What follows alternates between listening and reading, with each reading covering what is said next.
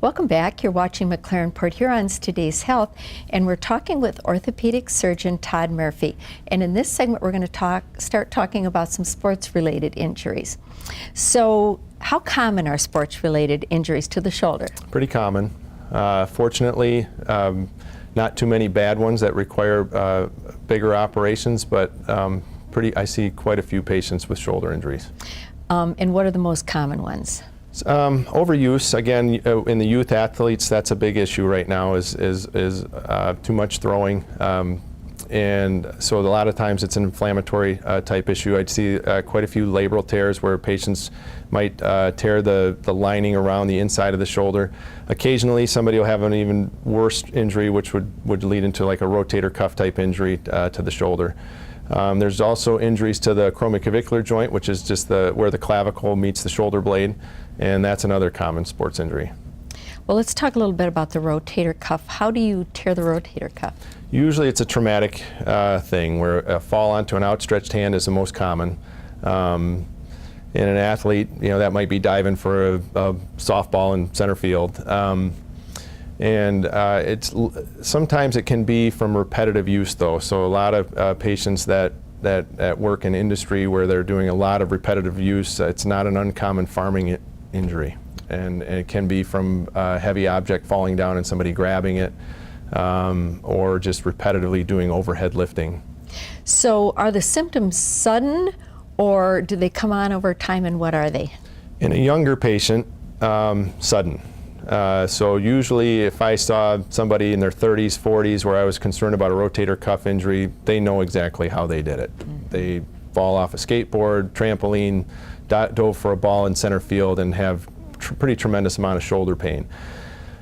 More of a repetitive use, it may be over time where it just slowly gets worse and worse on them. So patients in their 50s and 60s with a repetitive job like that, it'll be more of an insidious onset where it just kind of gets to the tipping point where they come to see me. So there are wear and tear injuries to the absolutely. Rotator cuff, and yes. Pretty much anybody can happen to all of us. That can happen too. How do you diagnose it? Again, a physical exam, a lot of times the history leads you towards it. Just listening to the patients tell you how it all started, whether it was a new workout regimen, things of that nature kind of steer you. Physical examination, oftentimes weakness, quite a bit of pain on the exam, sometimes loss of motion too, especially if it's an acute injury. Imaging, X-ray just lets us know that there's not anything else. You can't see the rotator cuff on an X-ray. And if I have a high index of suspicion, and then we go to an MRI. So what are your treatment options then if you have, and are there degrees of tears? Absolutely. There's partial tears, there's strains where you just see some fluid, tendinosis, what we call fluid in the tendon on an MRI. There'll be partial tears where they may tear just parts of that. So if the rotator cuff was like this, a partial tear would be some of it would tear off and you'd still have some of what your parents gave you still attached. And then there's full tears where it's pulled off, and that's pretty readily diagnosed on an MRI. As far as treatment, a lot of it's age dependent. Again, listening to the patient, in a younger patient, it's something that we would generally recommend that for sure needs to be sewn back down. Patients, as we get into our mid-60s and up, a lot of patients do really well with a therapy regimen and don't need to go through the repair. So what happens then? Does it function without the repair? Yeah, some people do very well without it, and it's hard for me to suggest an operation when somebody has pretty normal function and it really doesn't bother them too much. It's hard to make that person better with an operation. It won't heal itself, so they may always have a rotator cuff tear, but there's a lot of evidence that shows that those patients can function quite well, and if they're not having any pain, like I said, I have a hard time telling somebody that needs to be done. Now, bigger tears, those can progress, and that's tougher to tell somebody to leave that alone. And in a younger patient, we generally would recommend repairing it because over time the evidence would say that that's going to progress and could be a bigger problem that maybe can't be taken care of down the road. So how do you repair rotator tears? So this day and age, the technology is much better. We do it within we do all of them arthroscopically now. And so here's an example. So here's an arthroscopic image of a rotator cuff tear. So this is the ball the humeral head or the ball, and this is the footprint, that's what we call it, where the rotator cuff should be attached. And you can see where there's an attachment over here where the rotator cuff is attached to the footprint, and then you can see here's the torn tendon right there. That should be attached to there normally. And so in that case, this is a fairly good sized rotator cuff tear. Here's the image after that one's been repaired. So you can see here, this is an anchor that goes into the bone to hold, and then this is the stitch this is one of the stitches. This patient probably had 3 such stitches put into it, but that's a picture of one of them where that tendon's now, the edge of that tendon has now been brought back down to its proper spot. And now that just needs to heal from there. So proper rehab and rest and a protocol afterwards. And how long is the recovery time for that? So this is what I can't sugarcoat with patients. It takes a long time for that tendon to heal back to bone. I tell my patients at 3 months, that tendon, the best studies out there would say that tendon is 25 to 50% healed. So you're still out, you're not laid up, not using it, but you need to be careful with it. And I usually tell patients, even at 4 to 6 months, you're at risk. But then after that, we start to see good healing.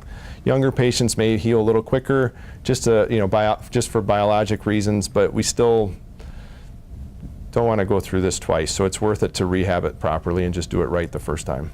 So an athlete is out for the season? Oh, for sure. Yeah, this is a really bad injury for an athlete, especially a throwing athlete. And that would be quite a bit of recovery for a throwing athlete if that were to happen. And are there rotator tendon tears that you can't fix? Yep, and sometimes we see that where patients have just let it go, or they've never really had a problem. Everybody's a little different, and they'll have a massive tear, and what you can see on the MRI is that the muscle has atrophied. So all of these tendons are attached to muscle. And what we know is over time, if you left it, the muscle can be infiltrated with fat. And when that happens, the tendon becomes very stiff. It's unable to be brought back down. So here's an example of a fellow that was a pretty tough guy. He had a big rotator cuff tear. He had it repaired many years ago. And you can see this is an anchor that you can, some of the older anchors, you can see them on X-ray. And so you can see where he had a rotator cuff repair. And it's retorn for sure. And what you see on this X-ray is the ball has moved towards the shoulder blade, and that happens when you have a more chronic rotator cuff tear that's been left alone. And once you see that rotator cuff can't be repaired. It won't be able to be pulled back down to where it needs to go. And at that point, and you can see here he's starting to develop a little bit of arthritis too. Here's a little bone spur that's forming down here.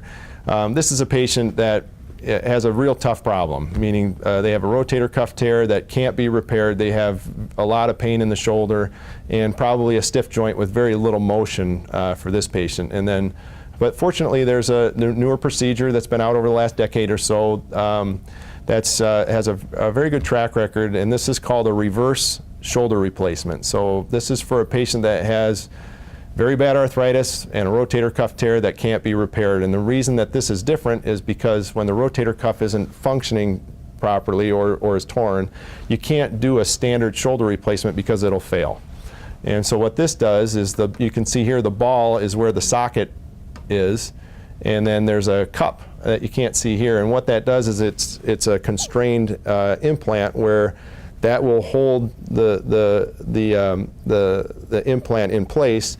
And then what we use is the deltoid muscle. The big muscle on the outside is what drives the motion. And this is a fairly successful operation for people with a really tough problem. And it's been, I would say, most people would say it's been a little bit revolutionary. It's been a very fortunate thing that we have this to treat these patients, because we didn't have it even when I started in my training, this wasn't available. And now it's pretty commonplace. And they have pretty good recovery. The pain relief is remarkable, and sometimes the average motion is about 90 degrees with, again, full motion down here.